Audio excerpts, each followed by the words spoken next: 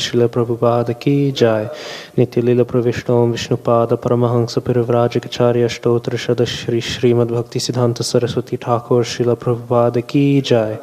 Nitya Lila Pravishnom Vishnupada Srila Gaurkishore Das Babaji Maharaj ki jai. Nitya Lila Pravishnom Vishnupada Srila Satchidananda Bhakti Vinod Thakur ki jai. Nitya Lila Pravishnom Vishnupada Srila Jagannath Das Babaji Maharaj ki jai. Shri Gauriya Vaishnav Guru Varga ki jai. Bhakti Devi ki jai. Tulsi Devi ki jai. Anantakoti Vaishnava Vrinda ki jai. Shri Namacharya Haridas Thakur ki jai. Krishnadas Kaviraj Thakur ki jai. Shri Chaitanya Charitamrita ki jai. Nittai Gaura Premanande Hari Hari Bol. All glories Samblavaris Hare Krishna. All glories Samblavaris Hare Krishna. All glories Samblavaris Hare Krishna. All glories to Shri Guru and Shri Gauranga. All glories to Srila Prabhupada. Srila Prabhupada ki jai. Krishna Pashtai Putale Srimati Bhakti Nada Govinda Kasanti Namine Namaste Prabhupada Krapya Chananishtarine.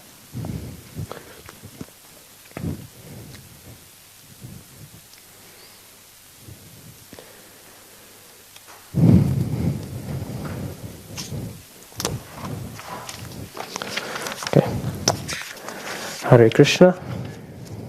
So today we'll begin chapter 4. So chapter 4 is delineating now, as we said at the end of chapter 3, Mahaprabhu, he has departed from the Navadvip area, and he has begun his journey to Puri. Initially he wanted to go to Vrindavan, but as we heard, he was redirected for a while, and then during his slight redirection, his whole orientation, his whole goal for his travels was changed from Vrindavan to Puri. So now he is continuing on his way to Puri, and so for the next few chapters we will be hearing about how he is progressively trying to reach Puri, because even though Shachi Mata, she said Puri and Navadvip, they're like two rooms in the same house, even though she said this, it's still a rather long distance to travel. It's not an overnight trip. So chapters 4 and chapters 5 are discussing this sort of this trek, this journey, and before, of course, Mahaprabhu finally arrives. So chapter 4 is mainly focused around Madhavendra Puri and Kshira Chora Gopinath. So, really, I guess the summary of it could be this chapter is Kshira or Kir Chora Gopinath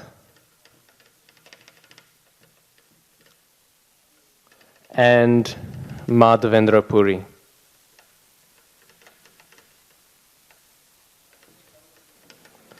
Madhavendra Puri is a very, very significant figure, of course, and we'll go into that a little bit today. This chapter and the next chapter are rather pastime-based. It's not too dense, so these ones will get through a little quicker, but the general structure of this is it's told in a framing story. This chapter really is capturing Mahaprabhu giving the katha of Kshira Chora Gopinath and Madhavendra Puri. So, on the outer layer, the framing narrative, is Mahaprabhu in Remuna, where he is describing these pastimes. So so that is like the overall overarching narrative, which would be texts 1 to 213. The first 20 or so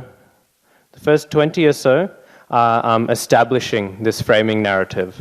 So this is when Sri Chaitanya Mahaprabhu, he has arrived into Remuna, and he receives the Pushpa Chura of Gopinath Ji. He receives it, and then receiving this, he becomes very ecstatic, and he begins to describe these pastimes of the deity. So Lord Chaitanya Mahaprabhu in Remuna with Gopinath. This is texts 1 to 20. As we were discussing before, the first few texts and the last two texts of every chapter in CC are some Mangalacharan, some Phala Shrutis like this. So these are just incorporated in these sections. Then we have two main sections of Mahaprabhu's. So then within this overall, there's two sections of Mahaprabhu's descriptions, of Mahaprabhu's katha. One is based on pastime, and the other one is based on glorification. Obviously, the pastimes are still glorifying, but the glorification section is a direct glorification, and the pastime section is more delving into the pastime. And each one can be split into two. So the pastimes, they are covering texts 21 to 169. And the two sections are, the first is the appearance of Kshira Chora Gopinath. And that is over texts 21 to 104. So that is the, Mahaprabhu is describing what is the nature of this deity, how has it appeared in relation to Madhavendra Puri. Then there's a 2-year break, and then it's described the later pastimes about how Madhavendra Puri brings sandalwood offerings for this deity. So, like this, for Gopal, he is bringing sandalwood offerings. So this is then the next section, which is texts 105 to 169. Then we hear a glorification of Madhavendra Puri, and this is again split into two sections. And the final section is Mahaprabhu leaving for Puri. So, and that one I'll just put up there.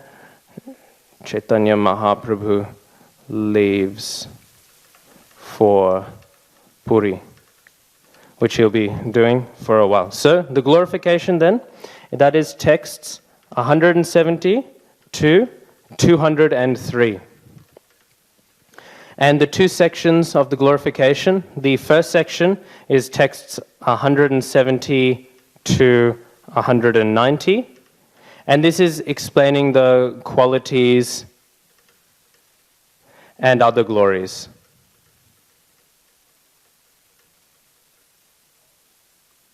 of Madhavendra Puri. But texts 191 to 203, they are discussing in more depth. They are discussing specifically, Madhavendra Puri had a very specific verse that he would speak. And so, in terms of this verse, the glorifications of the high conceptions of this verse, and also, therefore, reflecting the high conceptions of Madhavendra Puri, this one here is Madhavendra Puri's verse. So this glorification, this one is generally about the qualities and character of Madhavendra Puri, is the first section, and then it dives into detail by describing the how it reflects those great qualities in that verse that he spoke. And then, as I said, at the end, Sri Chaitanya Mahaprabhu, he departs for Jagannath Puri, which is a journey he'll continue going on. So chapter is very linear, it's very straightforward. Is essentially Mahaprabhu speaking these pastimes. So, this chapter begins, and I thought we'll start off with the glorification to understand a little bit about Madhavendra Puri, and then dive into the pastime, and then we'll move on to the next chapter. So, this chapter begins very nicely, as I said, they begin always with glorifications regarding the content of the chapter. And it begins, I offer my respectful obeisances unto Madhavendra Puri, who was given a pot of sweet rice stolen by Sri Gopinath, celebrated there as Kshira Chora. Being pleased by Madhavendra Puri's love, Sri Gopal, the deity of Govardhan, appeared to the public vision.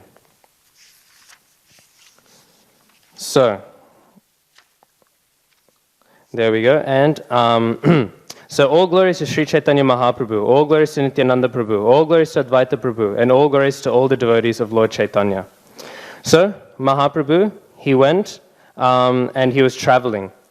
And we hear Srila Krishnadas Kaviraj Thakur, he does not give such an elaborate description because as always he is saying, I am merely only repeating the essence of what Vrindavan Das Thakur has said because he has already elaborated so wonderfully. I have no desire to repeat what he has already so wonderfully said. So then Mahaprabhu, he was traveling from village to village and he would collect a great amount of rice and other grains in order to produce prasadam. And there he arrives at the village of Remuna. Here the temple of Kshira Chora Gopinath still exists. And Rasikananda Prabhu, who was a great preacher, there's a wonderful book that's been published by His Holiness Bhakti Vikas Swami discussing the whole life of Rasikananda Prabhu. He's one of the great preachers in the generations after Sri Chaitanya Mahaprabhu. So his samadhi is there near the temple of this Kshira Chora Gopinath. The deity of Gopinath in the temple at Remuna was very attractive. Lord Chaitanya visited the temple and offered his obeisances with great devotion. When Mahaprabhu offered his obeisances at the lotus feet of the Gopinath deity, the helmet of flowers on the head of Gopinath fell down and landed on the head of Chaitanya Mahaprabhu. When the deity's helmet fell upon his head, Sri Chaitanya Mahaprabhu became very pleased, and thus he chanted and danced in various ways with his devotees. All the servants of the deity were struck with wonder due to Sri Chaitanya Mahaprabhu's intense love, his exquisite beauty, and his transcendental qualities. Because of their love for Sri Chaitanya Mahaprabhu, they served him in many ways, and at that night the Lord stayed at the temple of Gopinath. The Lord remained there because he was very eager to receive the remnants of sweet rice offered to the Gopinath deity, having heard a narration from his spiritual master, Ishwar Puri, of what had once happened there. Ishwar Puri, of course, he is the disciple. He is a disciple of Madhavendra Puri. Madhavendra Puri is a disciple of Lakshmipati Tirtha, but we'll get into that later when we discuss the glorification of Madhavendra Puri. So that deity was widely known as Kshira Chora Gopinath, and Chaitanya Mahaprabhu told his devotees the story of how the deity became so famous. And then in this story is described, which we'll go over later, how this deity stole some kshir, therefore it's the kheer, the sweet rice, therefore he's known as the stealer of it, and then of course with this, the Gopal deity was manifest. So, but we'll go to the glorification first. So, starting from text 170. After speaking this, Sri Chaitanya Mahaprabhu, he said that there is no one within the world as fortunate as Madhavendra Puri. And Madhavendra Puri, he was so fortunate because that Krishna personally appeared before him on the plea of delivering milk. 3 times the Lord gave orders to Madhavendra Puri in dreams. Here we see the great glories, the great mercy, the great blessings for devotees is to receive orders. Normally people think of receiving blessings as being receiving all sorts of gifts or all sorts of other fortunes, like some ease, some sort of opulence, maybe some items, maybe an awkward situation has been avoided, some pain has been averted. But Mahaprabhu is saying here that his fortune is that the Lord gave orders to Madhavendra Puri. It is in being able to be utilized in the service of the Lord that is the greatest fortune. So, like this, the glories are being spoken. And so this continues going on, and Mahaprabhu, he continues to glorify Sri Madhavendra Puri. And so Madhavendra Puri, he is hearing that although Madhavendra Puri was hungry, he would not beg food to eat. In regards to this pastime of the sandalwood, he would carry a load of sandalwood for the sake of Sri Gopal, and he would forego food. It's actually described sometimes that Madhavendra Puri, when he would travel, if he were to see clouds that were dark enough, they're bluish dark, he would instantly be absorbed in his devotion for Krishna. He would forget everything else, and he'd be so absorbed that he would instantly manifest all these ecstatic symptoms. Because in many ways, Madhavendra Puri, he is in many ways the beginning of our parampara. There's many different points we can say is the beginning of our parampara. We can say Krishna is the beginning of our parampara, We can say Brahma is the beginning of our parampara. We can say Sri Chaitanya Mahaprabhu is the beginning of our parampara. Some people say Rupa Goswami, in a sense, is the true beginning of the mood of our parampara. But, and while all of those are true in their own ways, Madhavendra Puri so strongly, he most strongly is the embodiment of that ecstatic mood of our parampara. And that is where that begins. So, like this he would do, and often Nityananda Prabhu would see, and he would speak great glories of Madhavendra Puri. Actually, in some records it said that Nityananda Prabhu was actually a disciple of Madhavendra Puri. Elsewhere it said that he was a disciple of Lakshmipati Tirtha, and even in some accounts it's sometimes said that he was a disciple of Ishwar Puri. These descriptions we'll often hear in the purports of Chaitanya Charitamrita. Srila Prabhupada is saying, according to this person, according to some authorities, this person is a disciple of this person. According to other authorities, he's a disciple of another person. In the case of Nityananda Prabhu, it's rather easily reconciled, because Nityananda Prabhu was known to have a very respectful view of Madhavendra Puri. And so it's said that many devotees say that even though the reason why he's referred to as the Guru then, or the disciple of Madhavendra Puri, is he had so much respect, he treated him, even though he was not his initiating spiritual master, he treated him as an instructing one. And therefore, there is no contradiction. Sometimes it seems to be said that, that Nityananda Prabhu is having this spiritual master, or his spiritual master is Madhavendra Puri, or Lakshmipati Tirtha, or Ishwar Puri. Actually, none of these issues they're not too conflicting. It's not too contradictory, because in that dynamic sense, the Shiksha Guru and the Diksha Guru, they're one. One is a disciple as much of their Shiksha Guru, if they're truly surrendered, as they are of their initiating Diksha Guru. And therefore, that problem is not there. But so, Madhavendra Puri, he is very essential. And therefore, Mahaprabhu, and we are reading here, he is giving lots of glorifications. Later on, this is not all we'll hear of Madhavendra Puri. Later on, we'll hear about his less than ideal disciple, the apparent godbrother of Ishwar Puri. But that is not so much delved into here. So we hear, this is the natural result of intense love of Godhead. The devotee does not consider personal inconveniences or impediments. In all circumstances, he wants to serve the Supreme Personality of Godhead. And so there's more and further glorifications that are given. But to come to the verse, because Mahaprabhu, he is explaining the beautiful glories of Sri Madhavendra Puri's devotion to Krishna, and explaining all of these glories, he comes to that focal point of this verse. And this verse is very sweet. And it's said that this verse is just like the moon, because it has spread illumination all over the world. Continuously rubbing increases the aroma of Malai sandalwood. Similarly, consideration of this verse increases one's understandings of its importance.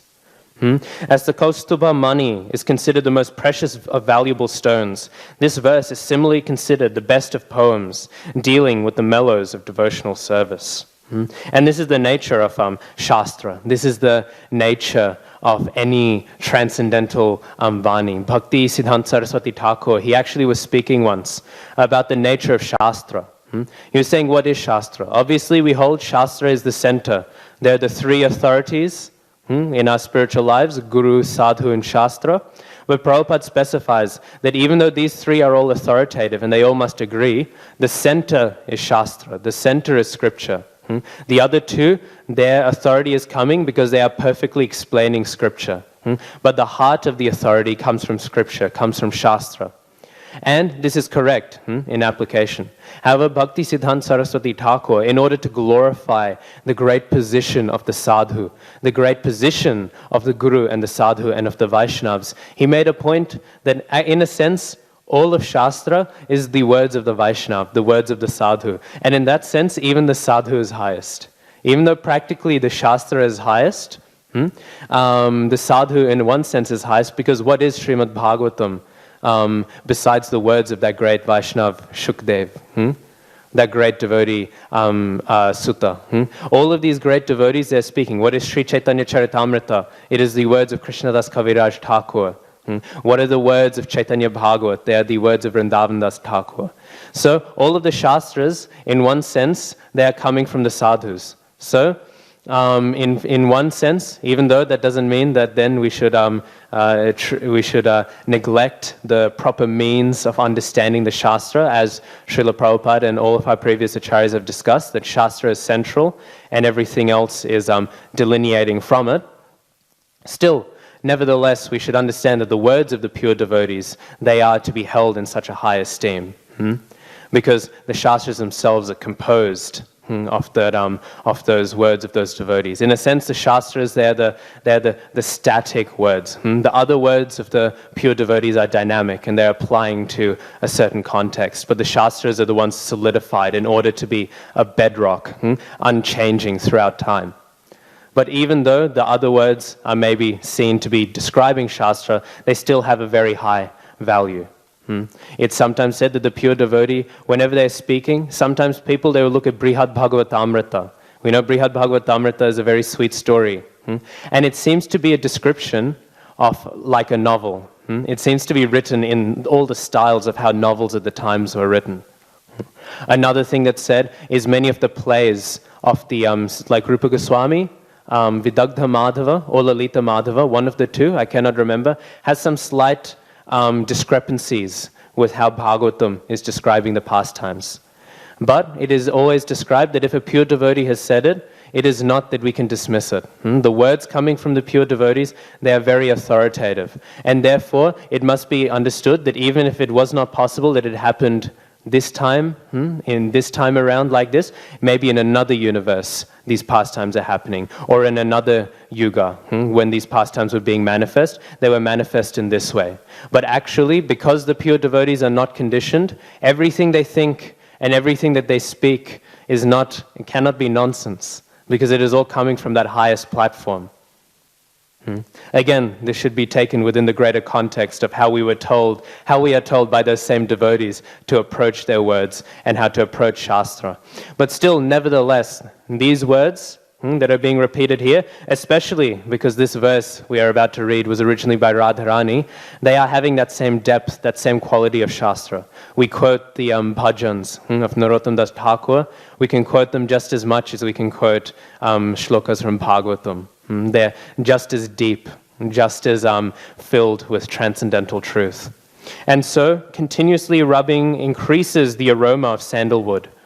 In the same way, Shastras, they are, because of that depth, they are not the same as conditioned words, which are worthless worthless at their first being spoken. The transcendental Shuddhavani of the great devotees is the opposite. Rather than being worthless at first being spoken, their worth never diminishes.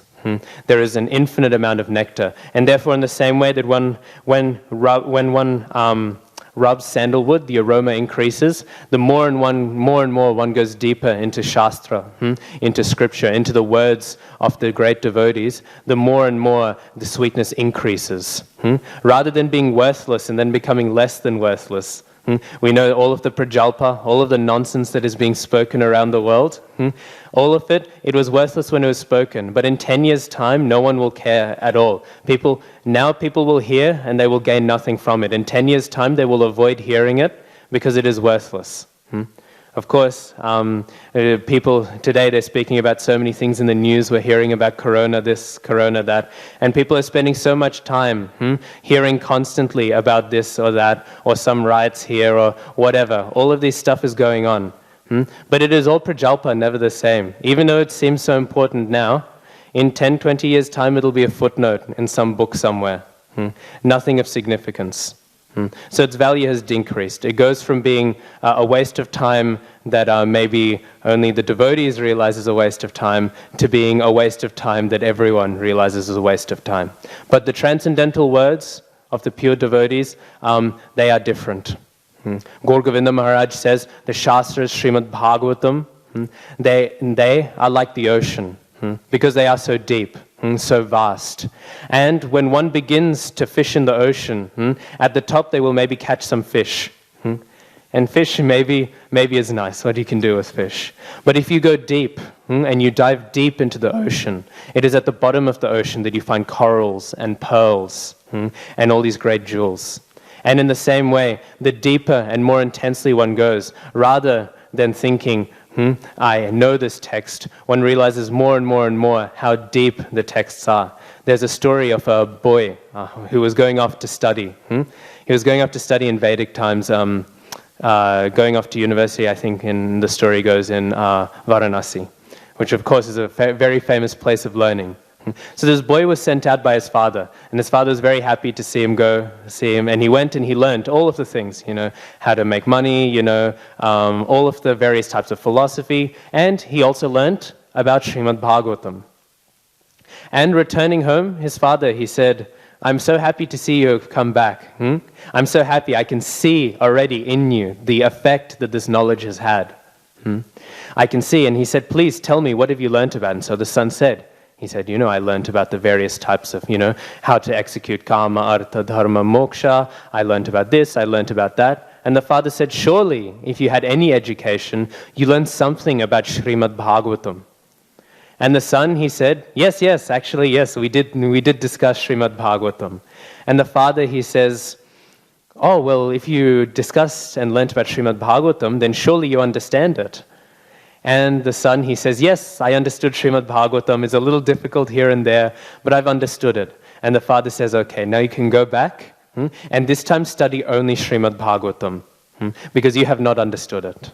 And so the son, he goes and he spends another year studying only Srimad Bhagavatam now, full-time study, not doing anything else, just reading, studying, doing some seva, but mainly his whole focus is to understand Srimad Bhagavatam.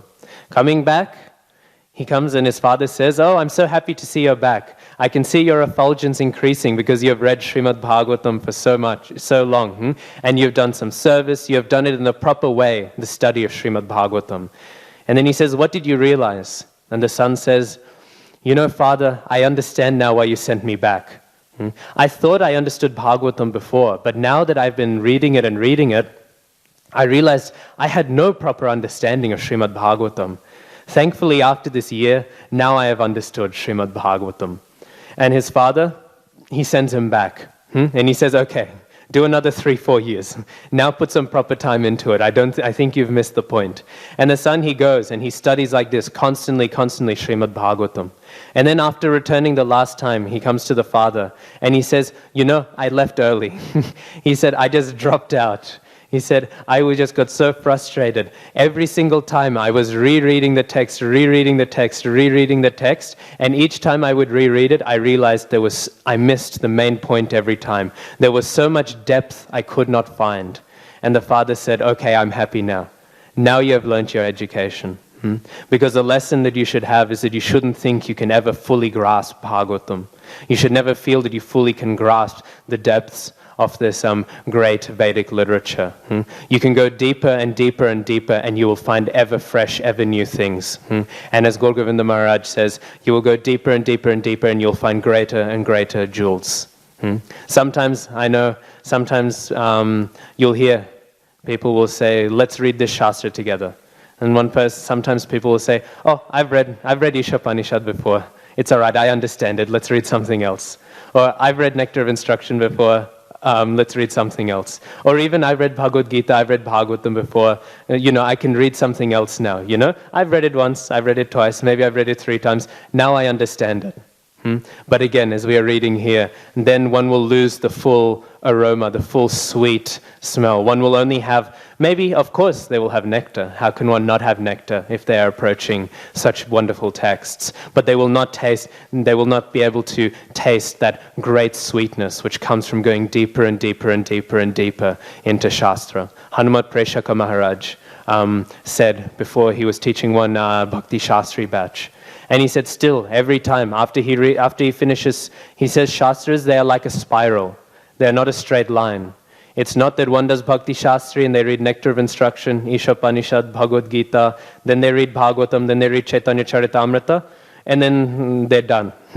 He said, actually, as a spiral, He said after reading CC, he encourages people to go back then and read Nectar of Instruction, Ishopanishad, Nectar of Devotion, read them. And then within that context, after reading those and realizing how much they did not understand, then after this, then reread Bhagavatam and Chaitanya Charitamrita like a spiral like this, because then the depth will be found, and then the deeper and sweeter realizations will come.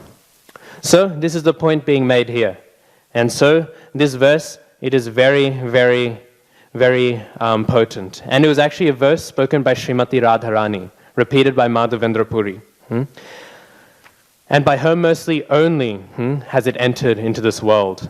Only Sri Chaitanya Mahaprabhu has tasted the poetry of this verse, and no fourth person has ever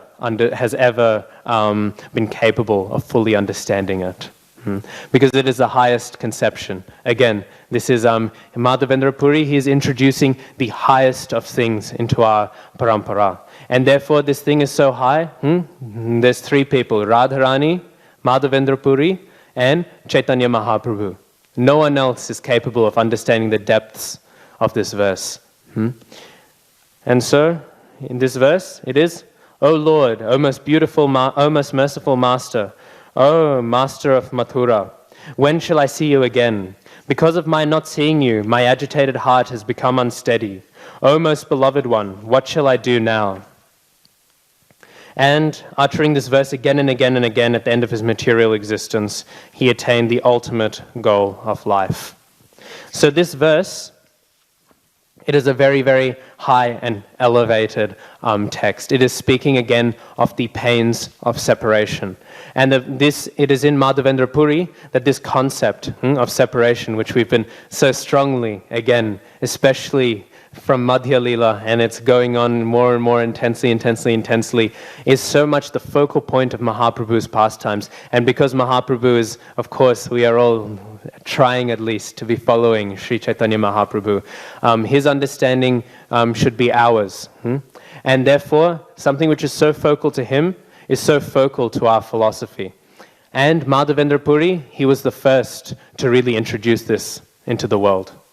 In the same way, it's said that when Krishna arrives, he arrives with all his associates. In the same way that when the king comes, he is coming with all of his entourage. All of his various, all the members of his court and all, they will come with him whenever the king comes.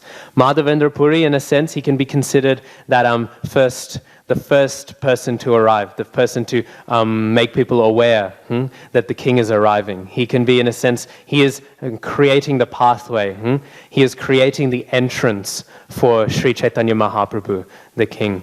It said Srila Prabhupada, sometimes when Srila Prabhupada would visit temples, Vishnu Jana Maharaj would go first and he would prepare the devotees saying, this is how you should behave, you're going to have darshan of Srila Prabhupada, this is the correct etiquette, this is what it's going to be like. In a sense, like that, Srila Prabhupada had like that, and kings, they will have a messenger who's coming forth saying, the king is coming, or the first member of the party. In that sense, Madhavendra Puri, he is like this. He is the seed of that great tree of mercy, which is the Gauriya Vaishnava Guru Varga. He is that seed, and all the fruits of Krishna Prem in those highest forms, which we were discussing yesterday, of the Vipralambha Kshetra, of all those moods of separation, all of those fruits, they are coming from the mercy of Madhavendra Puri, who has been sent this verse by Radharani, in order to allow the entrance of Mahaprabhu into this world, into this mood. In order for this mood to already be there, so that Mahaprabhu can fully distribute it, so that he can fully enter it, it is initially introduced by Madhavendra Puri. And in that sense, I was saying Madhavendra Puri, he is one of that great beginning lines. There's so many points. We know our parampara, we call it the Brahma, Madhva, Gauriya, and sometimes people will say Saraswat parampara. Because of course, starting with Brahma, going through Madhva, then of course Gauriya is referring to Mahaprabhu, and then finally Saraswat, sometimes referring to Bhaktisiddhanta Saraswati Thakur. These are all great points where our parampara is really being revitalized. But one of the greatest points again is Madhavendra Puri, who is again, it's said, is like the seed for this. And so Madhavendra Puri, actually, I will discuss a little bit about his position in the parampara, because his position is rather interesting. And then tomorrow we will go over these pastimes, and then we'll conclude the chapter. So, Madhavendra Puri, actually now I want to raise it. Madhavendra Puri, he is coming in our parampara. And our parampara, as we know, I have it here, it's listed, the disciplic succession, in the beginning of Bhagavad Gita. And as I said, it begins with Krishna. Yeah? And then, so this one's rather uncontroversial. I won't write it down. That Krishna then instructs Brahma. We know Brahma, he performs so much tapasya, and he hears Bhagavatam. Hearing Bhagavatam is the essence of our parampara. Hearing the message of Bhagavatam. That's why Srila Bhaktisiddhanta Saraswati Thakur, he wrote a bhajan describing our whole parampara, how each link continues from the next. And he refers to it as the Bhagavat parampara, which has a twofold meaning. Because we know there's two Bhagavats, as was discussed in the Adi Lila. There's the book Bhagavat and there's the devotee Bhagavat. The devotee Bhagavat embodies what that book Bhagavat is describing, the Bhagavatam. But this Bhagavat parampara, it is composed by person Bhagavats, the great perfected devotees of the Lord, the great Mahabhagavats, but it is also describing the flow of this message of the Bhagavats, of the Bhagavatam, the Srimad Bhagavatam throughout history. So that is why it begins with Krishna, and then it goes to Brahma. And then we know Narad, then he is asking, we are just going through in the morning Bhagavatam classes now, about how Narad, he is trying to get instruction from Brahma, and then Brahma speaks it to Narad. And then Narad, we know, he goes and he speaks it to Vyasadeva. Vyasadeva is very disappointed about the status of the Vedic literature. He's feeling, I've written all these things, I'm still so despondent, I'm still so depressed. And Narad says, well, your mistake is that you have not spoke about Srimad Bhagavatam. So, therefore, then Narad explains it to Vyasadeva. Then we have the link of Madhvacharya. Madhvacharya comes next after Vyasadeva. And Madhva then, we know Madhva, even though initially he was initiated by a Mayavadi or a Shankarite, later on he broke that line, and it said he presented his tikas, his commentaries, to Vyasadeva, and receiving his blessing, it was accepted that he was put into disciplic succession like this. He went and he presented and he said, this is the correct conception, and as we know, Madhvacharya's philosophy, even though it is not complete, Sri Chaitanya Mahaprabhu, he did bless the philosophy to have its own role within the history, so it is, in that sense, authorized. Then we have a few more links. There is Padmanabha,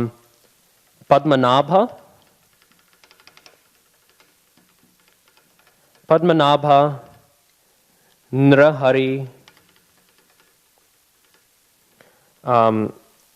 Madhava, and Akshobhya. Now, these are interesting because some people sometimes they think in our parampara, they think that our parampara line is one of initiation. I was saying that Bhaktisiddhanta Saraswati Thakur said the parampara is that of Bhagavat. It is of the Shiksha, the teaching of the message of Bhagavatam. It is not by initiation. And people, because they will sometimes, when they are first reading Bhagavad Gita as it is, they will look and they will say, oh, Vishwanath Chakravarti Thakur initiated Baladev Vidyabhushan, who initiated Jagannath Das Babaji. But actually this is not so. Actually, the majority of these links, they did not give Diksha to the next one. Baladev Vidyabhushan was initiated by Radha Damodar Goswami, not by Vishwanath Chakravarti Thakur. And Bhaktivinoda Thakur was given Diksha by Bipin Bihari Goswami, not by Jagannath Das Babaji. But because that passing down of Bhagavatam is the essence, the passing down of the Shiksha of that message, because of that reason, this line is given. And some people will say, well, this line is not how it should be done. It should be done by this person initiated, this person, Diksha initiation, not Shiksha, through, in that sense. Therefore, that is how the line should be given. But this parampara is very old, and this line here is accepted by everyone, this sequence of the parampara. But there's some differing accounts. Some say all four of these were initiated by Madhvacharya. Some say that these three were initiated by Padmanabha and he was initiated by Madhva. But either way, already at the very beginning of the acharyas, we are finding these are all shiksha links. These were not diksha disciples of each other.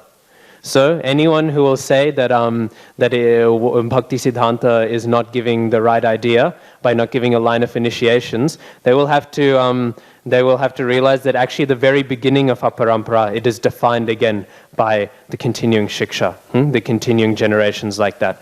These relationships are all, even though there's some differing accounts of who initiated who, it is still certain that it was not an initiated line like this, and therefore there was some shiksha. After this, there is some difference. Some Tattvavadis, the followers of Madhvacharya who don't come through Chaitanya Mahaprabhu, they will say that the parampara given by Srila Prabhupada is different to theirs. And actually this is true. If you go to some mutts, some Madhva Tattvavadi mutts. And so some people will jump onto that, and they'll say, well, therefore, this parampara, it is not flowing. What this has to do with Madhavendra Puri, obviously, is that Madhavendra Puri, he is our main link to this parampara. So I'm trying to show how he fits into the flow of things. They will say, oh, okay, so there is not this list. But actually, this is not taken seriously by even predominant scholars of the Madhvacharya line, of the Tattvavadis. Because that one list which disagrees is only the most popular list. But there are splits. In the same way that if one was to go to some temple started by Bhakti Siddhanta Saraswati Thakur, one of the mutts in India, then one will see a slightly different parampara on the altars. That doesn't mean that therefore anyone who's not on that altar, therefore other parampara lines don't exist. They're non-existent. It's the same with this. So in the other smaller mutts which broke off, which is one of the mutts which Madhavendra Puri is stemming from, actually one will find even scholars and devotees in the Tattvavadi line. They are following this list. And so we have Jnana Sindhu, Daya Nidhi. I won't write them up because it will take too long. Some lines or some lists include Mahanidhi in between Jnana Sindhu and Daya Nidhi. Srila Prabhupada chooses not to. And then next there is Vidya Nidhi. The Madhvites, the followers of Madhvacharya, refer to him as Vidya Dhiraj, but it's the same name. Some people say Bhaktivedanta Swami Srila Prabhupada. Some people say A.C. Bhaktivedanta Swami Srila Prabhupada. Is the same person. Then next is Rajendra. Rajendra is interesting because Rajendra is when the split happens. This is when another mutt is started under the guidance of this devotee. And it's not a split over politics or anything. They just started a separate mutt to cultivate devotees. So like that, and then it goes on, and there's Jaya Dharma, Jaya Dhvaja, Purushottam. It keeps on going. And then it goes on like this line, so there's no controversy anymore. And then we get to the point of Lakshmi Pati Tirtha. Lakshmi Pati Tirtha is not included in the lines. In the line given by even these Tattvavadis, even these followers of Madhvacharya. Lakshmi Pati Tirtha, his name is not included in any other list outside of Gauriya Vaishnav contexts. And there's absolutely no problem with that. Because the way that the Madhvites did their lists of disciplic successions wasn't by whoever is a guru, whoever is an acharya. They merely did it by which acharya is in charge of our temple. So even though there might be various other acharyas who are initiating or so on and so forth, they only listed the people in charge of the temple. So that Lakshmi Pati Tirtha is not mentioned is no issue. All that we can understand is that he didn't become in charge of that temple there after his pastimes concluded. After Lakshmi Pati Tirtha, we have Madhavendra Puri. So now we have Madhavendra Puri. And I'll wrap up soon. I'll go a little bit over time, but I'll just conclude on this point. Because Madhavendra Puri, Madhavendra Puri, he is the disciple of Lakshmi Pati Tirtha. But there's a confusion, because when we were discussing Sri Krishna Chaitanya Mahaprabhu taking sannyas, we were saying that normally if somebody takes sannyas from someone, they receive the sannyas name of their sannyas guru. So that's why Keshava Bharati, he said, I cannot give the name of Bharati, and that's why he gave the other name. So it seems sometimes there's a confusion why a person with the title Tirtha, Lakshmipati is his title and Tirtha is his sannyas name. Why somebody of the title of Tirtha is having a disciple named Puri. That question is sometimes asked. But we can find that actually maybe there was some precedence that the Puri name was still given by some members of the Madhva line. Because the Tirtha line, actually all of these acharyas, before Lakshmipati Tirtha and after, and from Madhva to Lakshmipati Tirtha, they all had the name Tirtha. Madhvacharya is known as Ananda Tirtha sometimes. That is another name, because that was the sannyas name given to him. So the Tirtha title was passed down like this. However, we know that I didn't mention him, but Jayadharma or Jayadhwaja, it's actually described in some history books that he had a disciple named Vishnupuri. And Vishnupuri is accepted as an acharya even within the Tattvavadi lines. Therefore, there is some precedent, some idea that there were some sannyasis within this parampara who are having the name Puri. So it's possible that Madhavendra Puri, even though he took initiation from Lakshmipati Tirtha, that he took sannyas from a Madhvite with the title Puri.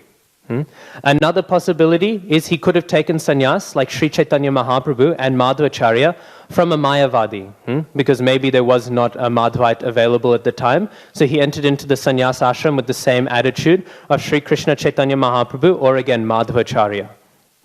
Still taking in with the essence of Vaishnav sannyas, but taking from a Mayavadi. And the last possibility is that it's possible that actually Madhavendra Puri in his pastimes, even though he was an eternal perfected devotee, it's possible that in his pastimes he was initially in Mayavadi groups and then was broken away from them by Lakshmipati Tirtha, but kept the sannyas name. These are all possibilities, which explains why Madhavendra Puri has the name Madhavendra Puri. So he flows very strongly from this Madhva line, and he's very strongly connected. There's no issue to be said that he does not come strongly from the line of Madhvacharya. The parampara that is given is rock solid. There's no issue with it. However, again, just to stress that point, as I wrap up, Madhavendra Puri is breaking in a sense, but he's not breaking that parampara, but he's instead revitalizing it with something new. Because you will not find in any of these the ecstatic moods of tasting Srimati Radharani's bhav.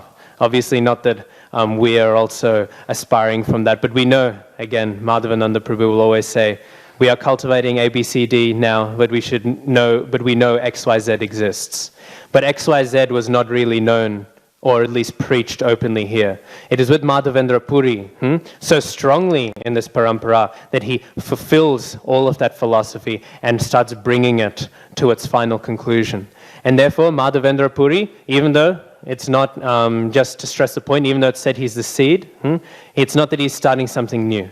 He is coming in parampara. He is coming in a bona fide lineage.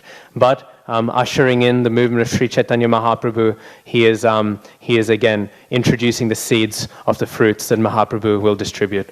We'll discuss this a tiny bit more tomorrow, and then we will speak about the pastimes. Shri Krishnadas Kaviraj Thakur ki jai. Shri Chaitanya Charitamrita ki jai.